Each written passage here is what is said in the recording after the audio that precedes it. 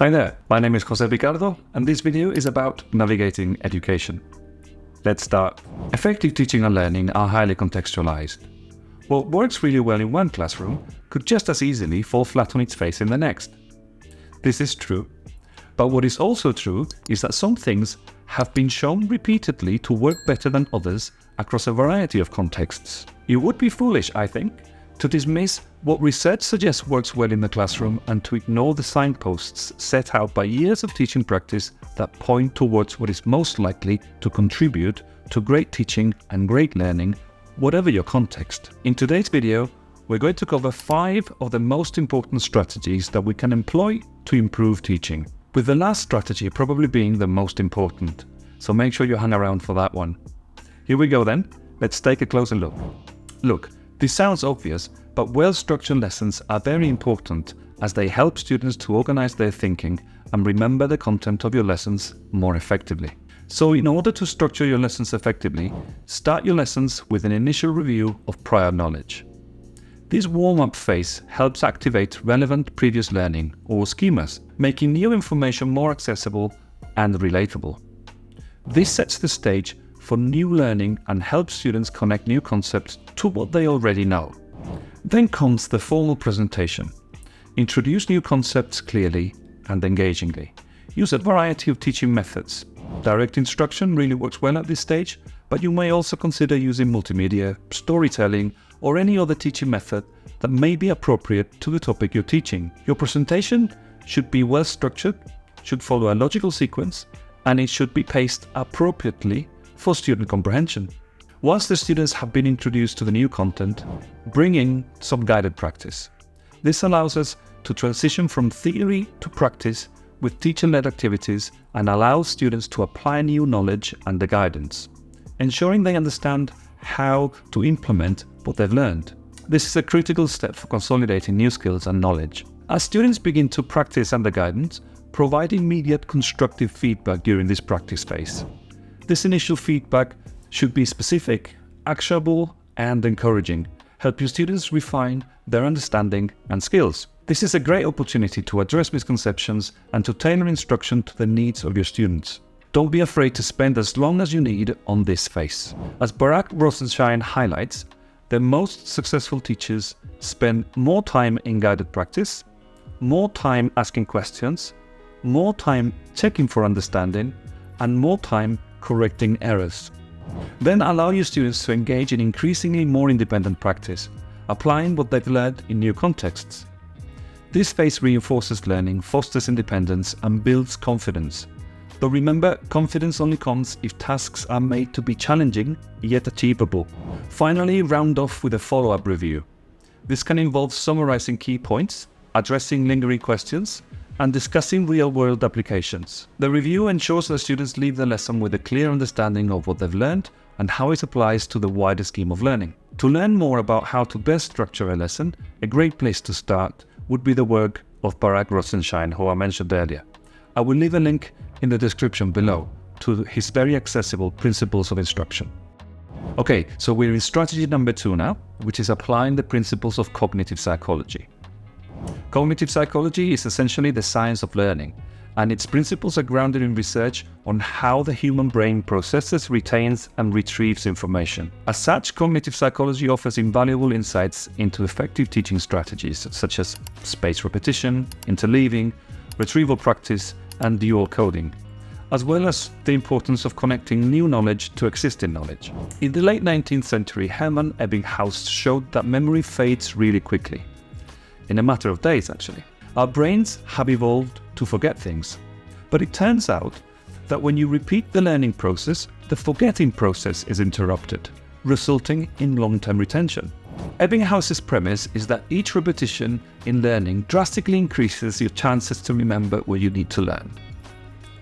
For near-perfect retention, initial repetitions may need to be made within days, but later they can be made after months or even years. Ebbinghaus discovered that information is easier to recall when it's built upon things you already know, and that the forgetting curve, as you can see in this graph, was flattened by every repetition. By coming back to your revision frequently, which is what we now call spaced repetition, as opposed to cramming things before a test or an exam, the information was solidified by repeated recalling. Another tactic that you can use to make the most of this effect is retrieval practice, which simply means testing knowledge retention frequently. Knowledge retrieval is not just about rote learning or formal testing. You can also achieve the same effects through brainstorming sessions, games, quizzes, think, pair, share activities, just to name a few examples. Research also suggests that better learning is achieved when students alternate different but related topics or skills, rather than focusing on one topic or skill for a chunky block of time, then another, and so on. This approach is referred to as interleaving. Many teachers and students might find it counterintuitive when lessons or explanations, instead of focusing on one topic at a time, alternate between related topics and skills as we seek to connect and build on already existing knowledge. However, the evidence suggesting that interleaving leads to better overall learning in the long term is pretty strong. I'll leave a link in the description to some of that research. Strategy number 3 is boosting metacognition and self-regulation. Although many schools already promote independent learning by, for example, pointing students to additional sources of reading, relevant websites, video clips, films, or TV programs, few actively seek to teach specific metacognitive strategies to help students become better learners in a given subject. The view could easily be taken that, say, a geography lesson's purpose is to teach students geography, not to teach students how to learn, which is the essence of metacognition in this context. This view would seem entirely justifiable until one considers the important contribution that metacognitive strategies bring to successful learning.